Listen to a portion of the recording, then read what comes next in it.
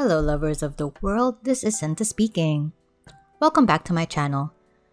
As a way of keeping track of all the music I've discovered this month, here is a summary of what I listened to in November.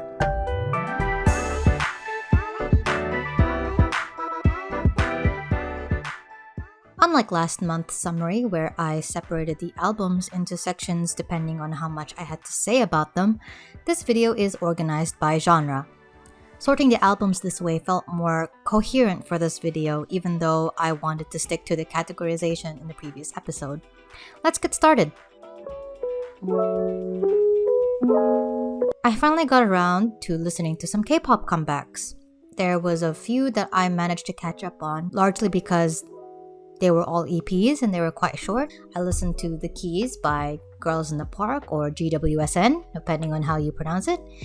I heard Bazooka when it first came out, which is the title track by the way, and I was really disappointed. I didn't like it at all, and that's why I put off listening to this album for months. Once I eventually listened to it, I realized I was not actually missing out on much. I didn't like it, and it was very forgettable. It was a bit of a disappointment considering I did enjoy lots of their previous music. But since they are a rookie group, we'll just see how they progress into their evolution as a K-pop group. I also listened to Blue Punch by Rocket Punch. I was surprised at how they chose Juicy as the title track, considering how Rocket Punch's previous comeback was Bouncy. And I really liked Bouncy. I thought it was really cool, this switching concept. They were definitely jumping on the specific trend of K-pop. But I respected them for it because there was a pretty well-produced track. Juicy isn't even a conventional summer song. That label belongs to Summer Punch, which is a deep cut. And it could have totally been the title track for this comeback, but I guess they wanted to stand out since all the other groups would definitely be trying for a certain kind of summer song vibe. Regardless, I wasn't really impressed by this EP either. I also listened to Take a Leap by Golden Child. Now, this is probably the first time I've listened to a Golden Child project ever. I did listen to a few singles/tracks here and there, but no projects so far up until this time.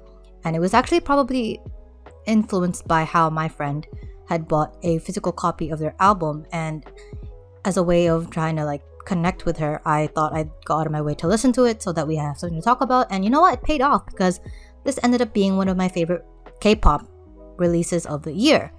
Out of the 6 tracks of the album, I liked 4 of them, and of those 4, I really liked them quite a lot. The only exception being the title track. It's definitely not my style. It's a very boy group kind of sound, and if you followed me long enough in this channel, you know that I don't really like the boy group K-pop sound. And then I listened to Never Gonna Dance Again Act 2 by Taemin. So following Never Gonna Dance Again Act 1, this album is more or less in the same level of quality. And if you listen to my video from a few months ago about that album, you'll know how much I liked that album. I think I need more time with this though, and it's likely I'll release a standalone review in the future.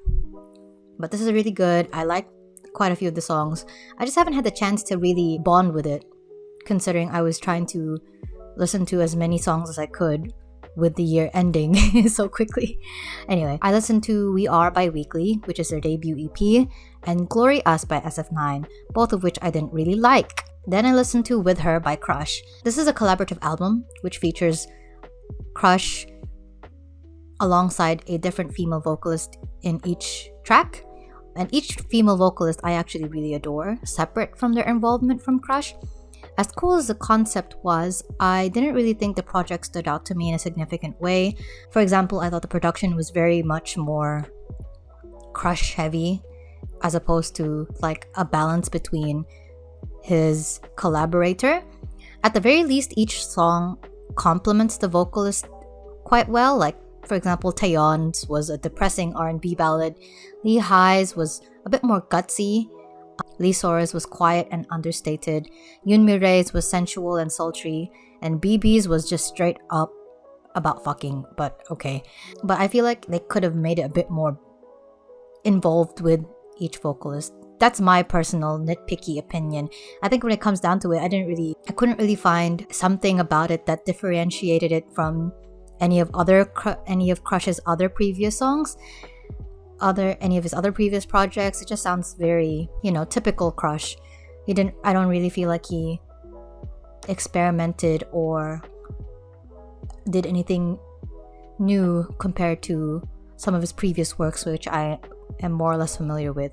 So at the end of the day, I've heard better songs from Crush, and I've definitely heard better songs from each of the individual vocalists in featured. And then I listened to All Out by KDA, which is the K-pop group that Riot Games created from scratch to promote League of Legends. So they quote-unquote debuted in 2018, and then this year, 2020, KDA has a comeback featuring Seraphine, which is their new champion. And now it kind of leads me to wonder whether this will be an ongoing gimmick that Riot Games will continue to do. Will they continue to make these music groups, or will they continue to release music to promote League of Legends, considering how well it worked the last time? I mean, Riot Games is not a stranger to releasing music as a way to promote League of Legends or the League of Legends IP. This is just another way for them to market the League of Legends universe, where before, the way that they used to promote their music was through these cinematic animations that act as little vignettes of the lives of champions in the canon universe of League of Legends. But as we increasingly see, we find that they are spending more time, effort, and money into investing in the skinline universes.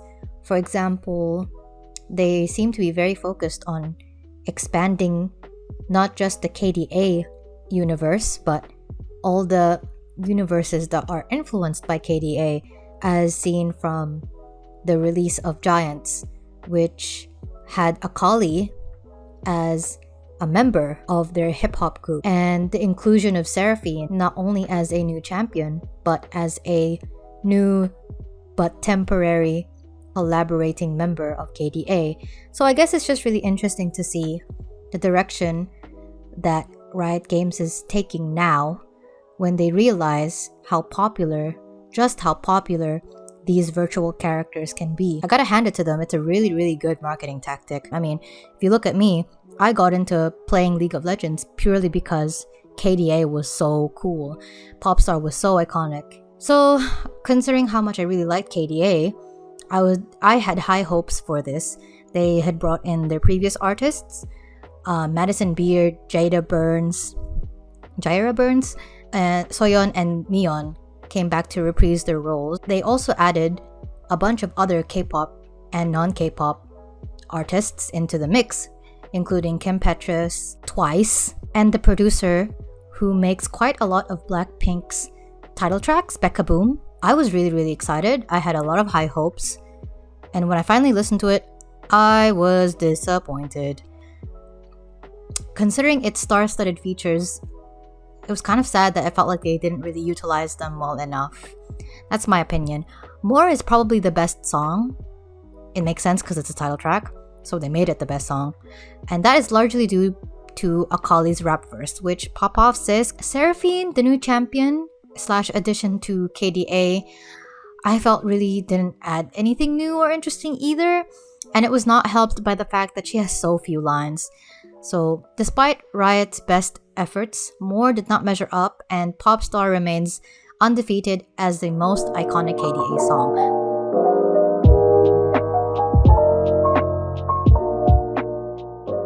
I also listened to a bunch of indie pop releases. I listened to Dreamland by Coin, Forever in Bloom by Vacations, You and Your Friends by Peach Pit, and Wachito Rico by Boy Pablo.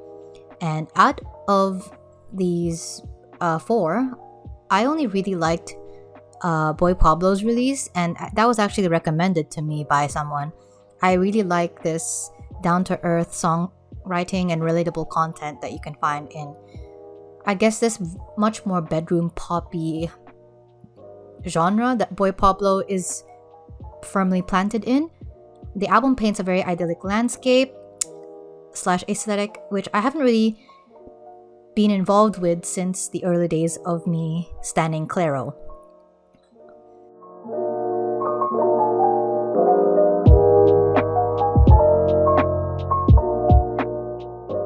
I also listened to some alternative albums, and some of these I liked a lot, including Bedroom by BDMM, which leans towards the shoegaze genre, and Stray Fantasies by Mint Julep, which leans more towards dream pop. I also listened to Takotsubo, which is a band that I found by accident while I was browsing through Spotify. Their style is half dream pop and half bedroom pop. I actually stumbled upon this band while I was browsing through Spotify because I was looking for covers of Plastic Love, and they happened to have one in one of their EPs. I listened to the Cardiomyopathy EP and the Sashiko EP. Both very difficult to pronounce, but these were nice. I listened to Punisher by Phoebe Bridgers. This was something I kind of kept putting off because I knew this was the kind of album that needed your full attention and real-time processing, and I didn't really have the time to purposefully dedicate an evening to be emotionally vulnerable for this album to really do what it's meant to do. As a result, I've only just listened to it last month, and I had to squeeze it in while I was studying. Perhaps it's a personal preference, but I sort of dislike the soft whisper way she sings because it's super hard to understand her. It quietly but unrelentingly demands your attention, which is of course the point, in the same way that Sufjan Stevens does it in his album Carrie and Lowell. It's about confessing to the listener. It's about you paying attention to her. It's a secret that she is whispering to you intimately. I kind of liked the album. It's very confessional, like I said. It definitely deserved more of my attention, but I just really needed to listen to it before the year ended. I can objectively tell that this is a great album. It is as raw and as emotional as the critics and common people say it is. However, I couldn't really connect to it in a deeper way. However, all the hype around Kyoto is well deserved. It's definitely the song that stands out the most to me, partly because its production is grander than the rest of the tracks, but also largely because that horn section is immaculate. That's my favorite part of the song. I also listened to Life on Earth by Summer Walker, which is a pretty short EP. I thought it was pretty good, but I probably wouldn't come back to it anytime soon. It's pretty average, or I feel like I've heard better songs. Her voice is really good. I also listened to Plagiarism by Yorushika. This is a Japanese rock album that I thought was really cool. And then I listened to Takeaway by Mireille, who is I think she's a Japanese vocalist, but this album is entirely in English. This album, to me, is an excellent example of someone utilizing popular pop music trends in a creative and interesting way. I enjoyed this immensely. And that's basically it for this month's summary. This is definitely a lot shorter than October's summary. Considering that I had my exams during this time, I didn't really have the time or the energy to open myself up to new music. Regardless, I tried to expand my music horizons as usual. But please check these albums out anyway and form your own opinions. Let me know if you liked any of them. And yeah, all my social media links are down in the description, and you can find the links to listen to these songs as well down there. Thanks for listening!